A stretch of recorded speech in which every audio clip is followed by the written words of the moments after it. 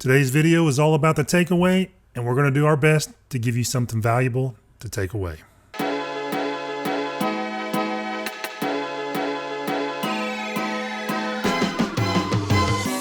Well, we got a really embarrassing question. Ted Douglas wants to know if we've done a video on the takeaway, and embarrassingly so, we haven't. So Ted, here is your video on the takeaway. Let's just jump right in, and got the same golfer here. And this golfer is a professional golfer, and he has a very, what Sean likes to call vanilla golf swing, meaning that he doesn't do anything really out of the ordinary, doesn't have a lot of big idiosyncrasies. It's just a very solid, highly functional golf swing. So let's take a look at how he takes the club away and then see what lessons we can kind of apply to our own golf swings. So right off the bat, we'll take a look here at the left screen first. We see his upper center of torso and his lower center of pelvis.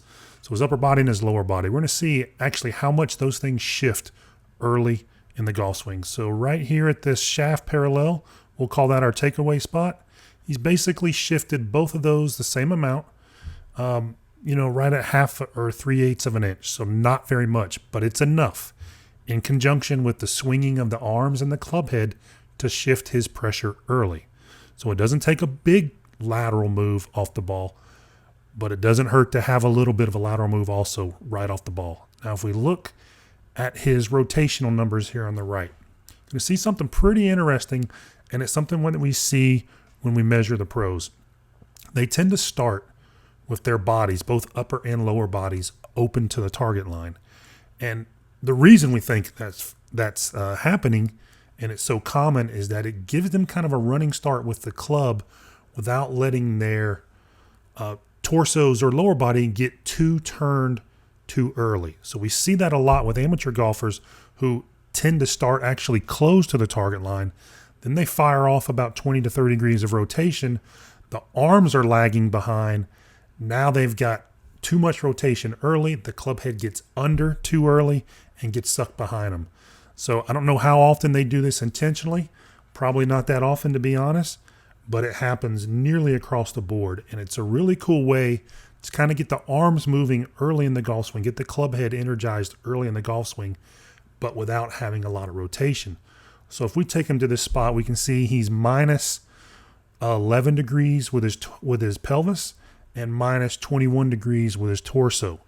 That's not a lot of rotation this early in the golf swing, but if we scroll back to address, we can add another 6.5 degrees to the pelvis and another 10.5 degrees to the torso.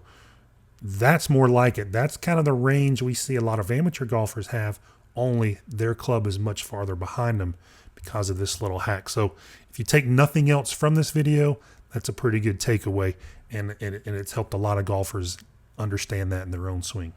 Now let's go on and kind of look at what the club does in the takeaway. So this red arrow here on our left side of the screen, Gears calls that the loft number. It's essentially, and the way you can relate to that your own golf swing is, if you're familiar with those little magnetic pointers that you can clip to the front of your iron head, and they kind of point wherever the loft and the face is aiming, that's the same thing as this red arrow here on the screen. What we're looking for in the takeaway is when the hands get roughly bisected by the golf club, and hopefully the club head is bisecting the hands at this shaft parallel spot. If it's not, you need to rethink what you're doing in the takeaway and get the club more up and on plane. But when that happens, we like to see this red arrow, or in many of your cases, the magnetic pointer, level with the ground. That tells us that we've got our club head opened enough, but not too open. And what we see a lot of club golfers do, and I say it's by far with the better players, lesser skilled players fan it open too much, so that club would be pointing more to the top corner of the screen. More skilled amateur golfers actually under-rotate it. They would have this red arrow pointing somewhere down on the ground at this point. We want to see it kind of in between those. We want to see it fairly level. That's going to give you a really good chance to continue the rotation of the club and body in the backswing without putting the club in an awkward spot. Now, if we look at wrist hinge, and this is something, it's a question that we get fairly often. how much should I cock my wrist? How much should I hinge my wrist? Or should I try not to hinge my wrist early in the backswing? And you can see our golfer here, again, very vanilla is not a derogatory term. It's just a very middle of the road, very fundamentally sound golf swing. He starts with 139 degrees fan, we'll call it, between his club shaft and his left forearm. And then he takes it back to the shaft parallel, and he just lost a couple of degrees. So he's certainly not trying to really cock his wrist up abruptly. But even more importantly, and this is, again, something that we see a lot of amateur clients do, they're trying to resist the wrist cocking and actually starting to kind of give it a toe down move to really kind of ulnar deviate the hands there to kind of keep that club from cocking up. That keeps the club head way too low, way too early. And when you add the rotation to that, it's going to get the club head back behind the body, and then you're forced to lift and do all kinds of weird things with your sequence to get the club back down, and it's rarely successful. So don't go crazy with the wrist cock. Let it hinge naturally. Let the arms come up like you see here. There's not a lot of turn in this part of the swing. And you can see how the arms are also rising and pitching the club up on plane. If you want to really feel this in your own golf swing without trying to think about it, grab a golf club. If you're left-handed, take your left hand off the club. If you're right-handed, take your right hand off the club and swing it back with that lead arm only. And the key word there is going to be swing, because you're going to have to swing it to get it up. Once you get it up to around this spot, put your right hand on it or your left hand on it, and you're going to really feel what the body needs to do when both hands are on the club. Do that several times.